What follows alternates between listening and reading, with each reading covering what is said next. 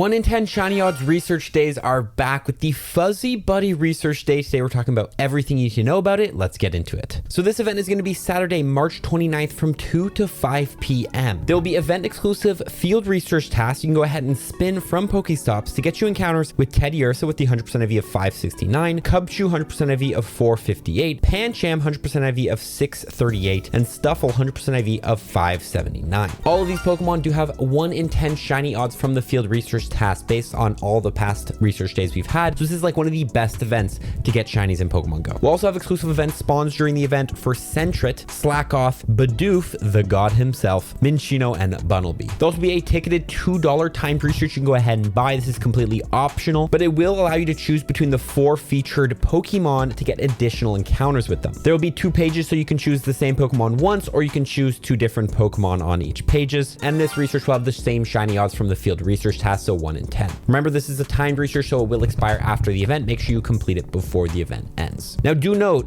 this event is going along with the City Safari events in Singapore, Santiago, Milan, and Mumbai, which I'm going to be at. You should be able to play these events at the same time. So if you're in City Safari, you can also play the Fuzzy Buddy Research Day at the same time, I guess. Nonetheless, let's get into it. The best tips, what research tasks, and what are the best spawns to get during this event? Well, first of all, we have Teddiursa in the research task, which evolves into Ursaring. Ursaring is ranked 166 in the Great League with Shadow Claw, Swift, and Close Combat. Or you can evolve your Teddiursas all the way up into Ursaluna. Ursaluna can only be evolved during a full moon, but Ursaluna is ranked number 40 in the Master League with Tackle, Swift, and High Horsepower, which is a legacy charge attack, so you need an elite charge gem. Ursaluna does have another variant as well, Blood Moon Ursaluna from the main series Pokemon games. Most likely it will come to Pokemon Go. It'll most likely be a raid only Pokemon that you can evolve into, but just in case, you might be able to evolve your Teddiursas into Blood Moon Ursaluna in the future. Good idea to save candies and XLs as well for this Pokemon because they will share the same candy. Pancham is also in there, which is really cool. Pancham is in the research task because Pancham is one of the most annoying Pokemon to shiny hunt in Pokemon Go. It's normally locked to 12 kilometer eggs and sometimes comes out in the wild, but this is the perfect time to get the full Pancham family. You can evolve Pancham into Pangoro after budding it and catching 32 dark type Pokemon, and Pangoro in the Great League is going to be ranked number 23 with Karate Chop, Close Combat, and Night Slash, and 42 in the Ultra League with Karate Chop, Close Combat, and Night Slash. Now that's really the only good research task, but we do have exclusive spawns during the event. Which one should we go after? First of all, Sentret, which Sentret evolves into Furret, which got a huge buff this season. Now it's ranked 33 in the Open Great League with Sucker Punch, Swift, and Trailblaze, and could be good in some limited cups like the Remix Cup, Retro Cup, and Catch Cup Season of Might and Mastery in the future. So definitely a Pokemon worth grabbing for PvP. Slackoth is also in there, which evolves into Slacking, which is the second highest CP Pokemon in Pokemon Go. So if you want to flex CP on your friends, get yourself a Slacking during this event. Bunnelby is also in there, which evolves into Diggersby, ranked 14 in the Open Great League with Quick Attack, Fire Punch, and Scorching Sands, and could be good in some upcoming cups like the Retro Cup and the Catch Cup Season of Might and Mastery. Now, based on past research days, the field research tasks are usually the following. You have battle in a gym, catch 5 Pokemon, earn a candy exploring with your buddy, earn 3 hearts exploring with your buddy, make a great curveball throw, make 3 great curveball throws, make 3 nice throws in a row, make 3 curve throws in a row, make 3 nice throws in a row, make 3 curveball throws, make 3 great throws, make 5 great curveball throws, power Pokemon 3 times, send 3 gifts, add a sticker to each, spin 2 Pokestops, use a super effective charge attack, and use 3 berries to help catch Pokemon. So let me give you some quick tips on completing these tasks the quickest and which ones you should actually just be deleting right away. Battle in a gym, earn a candy exploring with your buddy, and earn 3 hearts with your buddy. Most likely would recommend deleting these tasks or collecting 3 of them so you can complete them all at the same time because they're a little bit annoying to go ahead and complete. Especially earn 3 hearts with your buddy. You can only swap buddies 20 times a day, so you're limited on how many times you can do this task. But the quickest way to do this task is set a 1 kilometer buddy. If you get this task, I will link below a list of Pokemon which only take 1 kilometer to get a candy with, and if you use a Poffin, it's actually half of that, 500 meters. So if you want to complete the earn a candy exploring with your buddy task, make one of those Pokemon your buddy during the research day. It's also good if you want to collect Mega Energy for these Pokemon. Pokemon like Pidgey, Weedle, Magikarp, Aeron, and Swablu all have Mega Forms, so when you do walk them to get candy, you'll also collect Mega Energy for these Pokemon. A trick as well is if you walk a Pokemon up to like 0.9 kilometers and then switch it out, when you switch it back in, you'll only have to walk 100 meters to get a candy with your buddy. So preparing up to the event, you could walk some buddies up to like the moment they're about to get a candy, switch them out, and then when you do get those tasks, switch in that buddy and you just have to walk a little bit and complete that task. Now to earn hearts with your buddy, the easiest way is going to going to be give it a berry, play with it, and get a snapshot with it. You can also battle the team leaders 3 times in the battle menu at the bottom. If you go ahead and start a battle with a team leader and back out right away, that does count as a heart towards your buddy. Remember, if you use a Poffin or you get your buddy excited, which I'll link below a video on how to get your buddy excited for free, you'll get double hearts on your buddy, making you complete this task twice as fast. Make sure as well to save raspberries, pineapple berries, and nana berries in your bag. I know I always recommend to like delete nana berries, but they are useful because there are some tasks where you have to use these berries on Pokemon. So it's very good to have a little stock of them just in case those tasks do pop up. Now, another strategy is to actually not catch Pokemon during this research day. When you complete a research task, it might be better to actually run from them and put them in your field research stack. The reason for this is when you're walking around and you have different research tasks to complete and there's no Pokemon encounters around you, because let's say you went to a dead area or you're on lunch break, you can quickly go into your field research tasks and encounter Pokemon to complete tasks. Say I'm walking and I have 20 Pokemon in my field research task, I run out of spawns and I have a task to catch 5 Pokemon. Well, I can just catch 5 Pokemon from my field research task. So unless it's like a shiny or a hundo, I would actually just run from it because those encounters can be useful for when you get dead spots. Also, for the power up 3 times task, it's really good to create a tag for different Pokemon you might want to power up. This means when you do get a power up task, you can quickly go to your tag, power up a Pokemon 3 times. I'll link below a video on the best Pokemon to power up if you want to know what Pokemon you should be putting in there. A lot of people do recommend to power up like 10 CP Pokemon 3 times. You can do that if you want. It is a good way to save Stardust, but at the end of the day, you're not wasting Stardust if you're powering up things you meant to power up. So if there's any Pokemon you've been meaning to power up, put them in a tag, and this is your opportunity to power them up when you have a power up Pokemon 3 times task. Now, the use super effective charge attacks task is a little bit annoying to complete, but you can complete this by battling a friend, battling in GBL, battling in a raid, or battling a Team Go Rocket grunt. You cannot use the Team Go Rocket leaders to complete this task anymore. Niantic seem to have fixed this, which is a bit annoying. If you're playing this event with a friend, you can quickly battle them and go ahead and each use a super effective charge attack on each other and then have 10 CP Pokemon in the back so you guys can complete the battle. This is one of those tasks that I would consider deleting because it does take a little bit of time to complete. But again, if you're limited on field research tasks in your area, this might be one you just have to complete. All the other tasks are pretty self-explanatory. Catching Pokemon, using berries to help catch Pokemon. Remember, you don't actually need to catch a Pokemon. You just need to give it a berry and you can run from it, and that will complete the use a berry to help catch Pokemon task. But this is a great opportunity to grind a lot of candy for these Pokemon, especially things like Pancham, which don't come around in the wild a lot. So let's go through my best candy tips in Pokemon Go. First of all, use Pineaps and Silver Pineaps on any of the spawns or anytime you don't have a use 3 berries of a specific berry type other than Pineapple task. Regular Pineapple berries will multiply catching by 2 and Silvers by 2.34. Really good for things like Stuffle as well, which costs 400 candies to evolve. Also, Mega Evolve a Pokemon to increase your candy, XP, and XL candy when catching Pokemon. When you have a Mega Evolved, any Pokemon you catch that shares a type with the Mega, you'll get more candy, XP, and XL candy. During this event, the best Mega to use, in my opinion, is going to be the Mega Lopunny. It's going to boost normal and fighting type Pokemon, specifically Pancham, a Pokemon that you really want to grind candies for, and it'll also be good for Pokemon like Stuffle. Also, if you happen to battle any Shadow Regices during this event, you can use Mega Lopunny as a counter. However, if you do